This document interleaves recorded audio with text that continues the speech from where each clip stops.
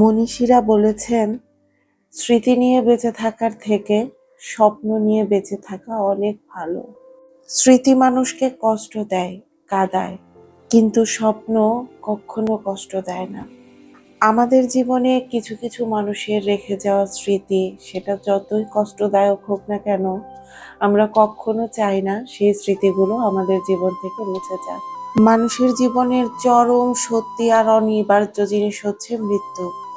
মৃত্যু হচ্ছে এমন একটা মেহমান যে কিনা দরজার সামনে এসে দাঁড়ালে তাকে আর ফেরাবার সাধ্য কারণ নেই। এই জন্যই হয়তোবা মহান সৃষ্টিকর্তা মৃত্যুর স্বাদ আর মৃত্যুর শোককে সব থেকে কঠিনতম করেছেন।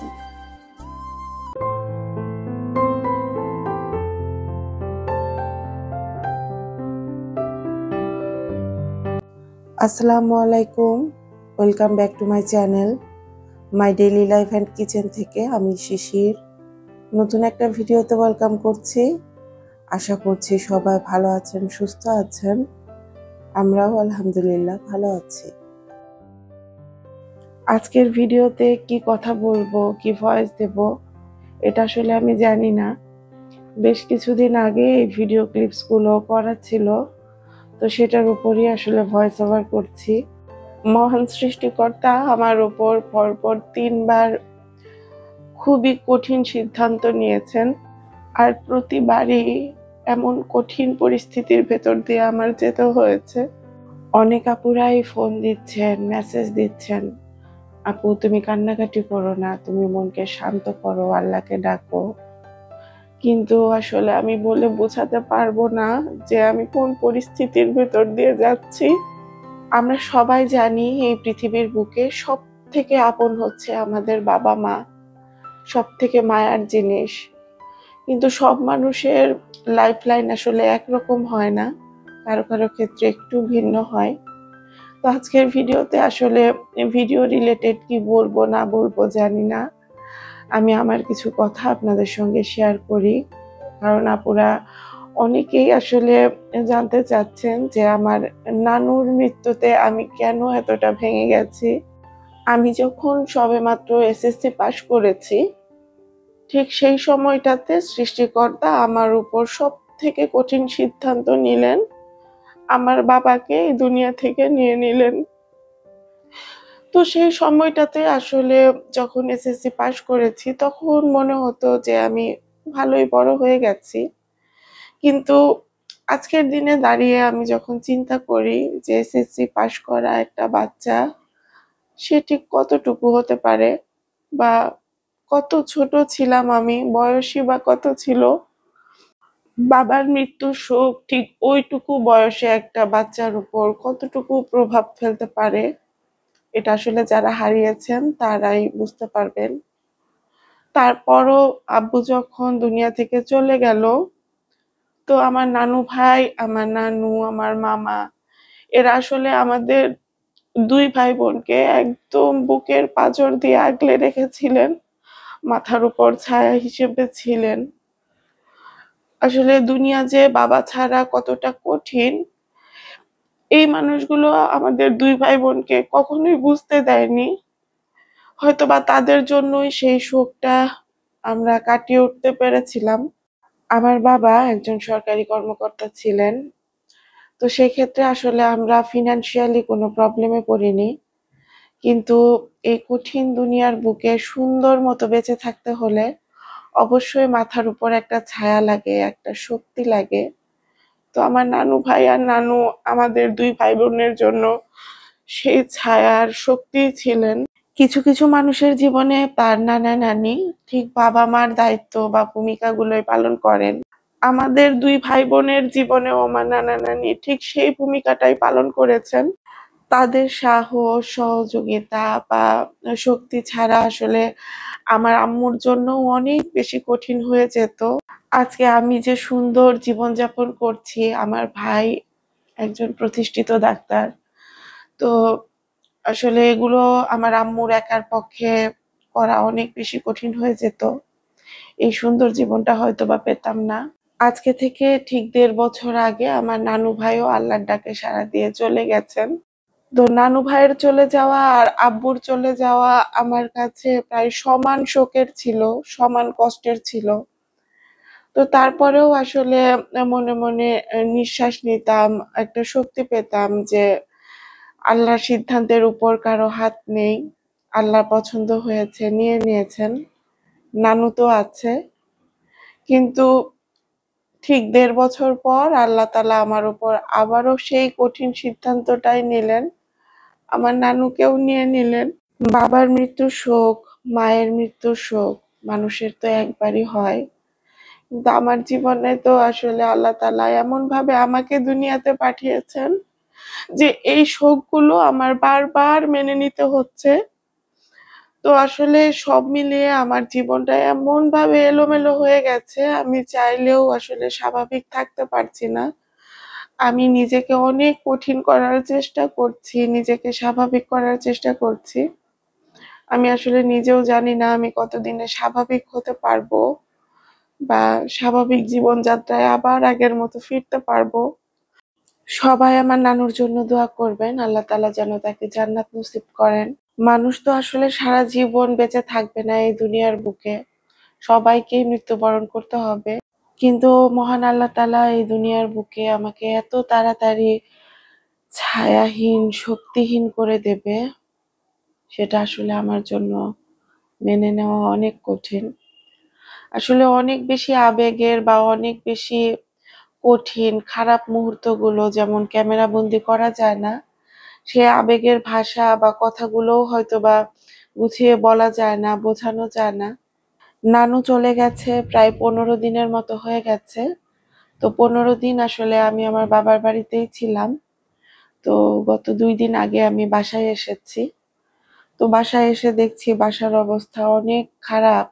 কিন্তু আমার শরীর হাত পায়ে আমি মনে হচ্ছে কোনো শক্তি পাচ্ছি না। মানে কোনো কাজে যে ঠিকঠাক মতো করবো, হাত দেবো, ওই সাহসটাই মনে হয় পাচ্ছি না। আমি বারবার আল্লাহ তাআলাকে শুধু বলছি, "আল্লাহ তাআলা তুমি আমাকে সবুর দাও। আল্লাহ তুমি আমাকে পাথর হতে শক্তি দাও।" জানি না আসলে কতদিনে স্বাভাবিক হতে পারবো। তো বাসাটা একটু একটু করে গুছিয়ে রাখার চেষ্টা করছি। তো সাফানের বাবা আসলে বলছে যে, "তুমি কাজে ব্যস্ত হয়ে পড়ো। তাহলে দেখবে অনেকটাই স্বাভাবিক থাকতে পারছো।" তো লাস্ট যে আমি ২ টা বিজনেস ভিডিও শেয়ার করেছি, বেডশিট আর পর্দার উপরে, আরেকটা ছিল সম্ভবত ডাইনিং টেবিল কাভারের উপর। ওগুলো আসলে রেডি করা ভিডিও ছিল আগে, জাস্ট ভয়েস ওভার করে ছেড়ে দিয়েছি। তো আসলে ইউটিউবের ভালো বা সোশ্যাল মিডিয়ার ভালো দিক যেমন আছে, খারাপ দিকও কিন্তু অনেক। তো আমরা আসলে এখানে যারা কাজ করি তারাই আসলে এগুলোর ভালো খারাপ দিকটা বলতে পারবো। ইউটিউব বা পাবলিক প্ল্যাটফর্ম গুলো এমন একটা জায়গা যেখান থেকে আসলে অনেক বেশি ছুটি নেওয়ার কোনো অপশন নাই। আর শুধুমাত্র যদি লাইফস্টাইল ভিডিও করতাম তাহলে আসলে কোনো দায়িত্ববোধ থাকতো না।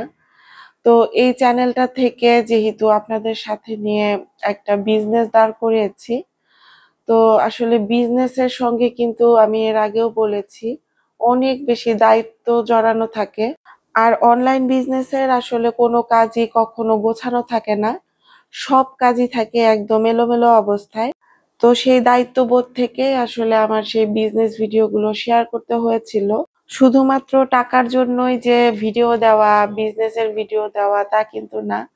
আসলে যারা বিজনেসের সঙ্গে জড়িত তারাই বলতে পারবেন যে একটা আরেকটার সাথে আসলে কিভাবে রিলেট করা থাকে। তো সেখানে আসলে আমরা চাইলেও আমাদের দায়িত্ববোধ থেকে যে সরে আসবো, সেটা আসলে সম্ভব হয় না সবসময়। আর এই পাবলিক প্ল্যাটফর্ম গুলো এমন একটা জায়গা যেখানে আসলে ছুটি নেওয়ার কোনো অপশন নাই। ক্যামেরা অন করে কাজ করব বা ভিডিও করব, সেই ধরনের সিচুয়েশন এর মধ্যে আসলে এখন আমি নাই। ইউটিউবের বাহিরে যেমন আমার নিজের একটা পরিবার আছে, ইউটিউবও আমার ঠিক তেমনই একটা পরিবার। তো আসলে আমার এই অনুপস্থিতি বা কেন ভিডিও দিচ্ছি না, অনেক আপুরাই কল করছিলেন, মেসেজ দিচ্ছিলেন। তো আসলে সেই জন্যই আজকের ভিডিওটা দেওয়া। আমার আম্মুর খুব অল্প বয়সে বিয়ে হয়েছিল। তো অল্প বয়সে বিয়ে হয়ে যাওয়ার পর আমরা ২ ভাই বোনও খুব তাড়াতাড়ি হয়ে গিয়েছিলাম। আর আমার নানা ভাই বা নানু আমরা দুই ভাই বোনই ওনাদের খুব ইয়ং হিসাবে পেয়েছি। তো আসলে বাড়ির বড় নাতি বা নাতনি এরা নানা নানির আমার কাছে মনে হয় সর্বোচ্চ আদরটা পেয়ে থাকে। আমার নানু আমার অনেক ভালো একটা বান্ধবী ছিল, যার কাছে আমি বিচার দিতে পারতাম, যার কাছে আমার মনের অনেক কথা শেয়ার করতে পারতাম।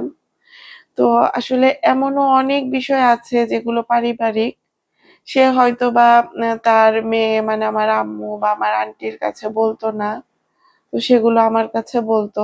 তো আসলে আমার নানুর মৃত্যু শুধুমাত্র আমার নানুর মৃত্যু না, আমার অনেকগুলো সম্পর্কের মৃত্যু হয়ে গেছে। অনেক বেশি অসুস্থতায় বা বার্ধক্যজনিত কারণে যদি মারা যেত তাহলে হয়তোবা মনকে শান্ত করতে আরো অনেকটা সহজ হতো। কিন্তু আসলে হঠাৎ করে আমি বলবো একদম কথা বলতে বলতে নানু চলে গেছে।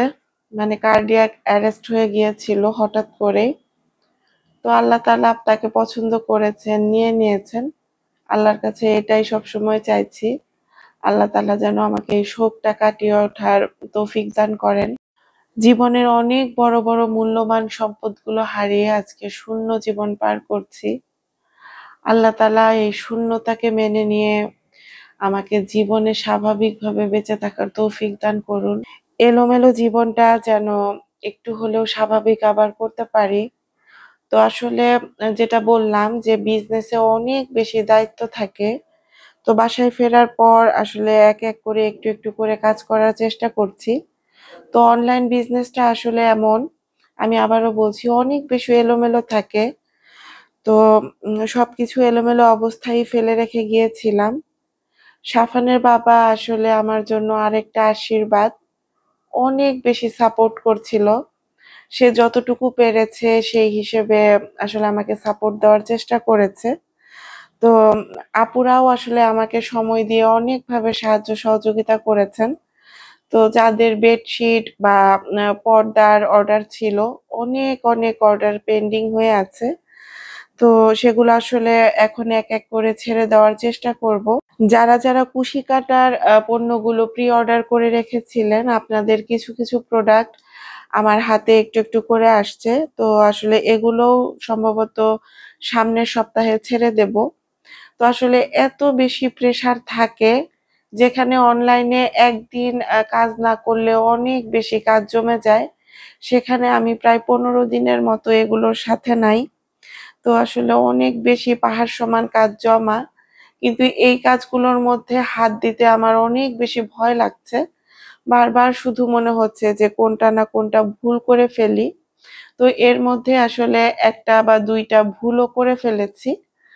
তো সাফানের বাবা আমাকে বারবার বলছিলেন, তুমি মাথা ঠান্ডা করে যদি কাজ করতে পারো তাহলে করো, তা না হলে তুমি আরো একটু সময় নাও, তারপর তুমি তোমার পেন্ডিং কাজগুলো শেষ করো। তো কুশি কাটার যে পণ্যগুলো আছে এগুলো সম্ভবত আমরা সামনের সপ্তাহেই আপনাদের পণ্যগুলো সেন্ড করে দেওয়ার চেষ্টা করব।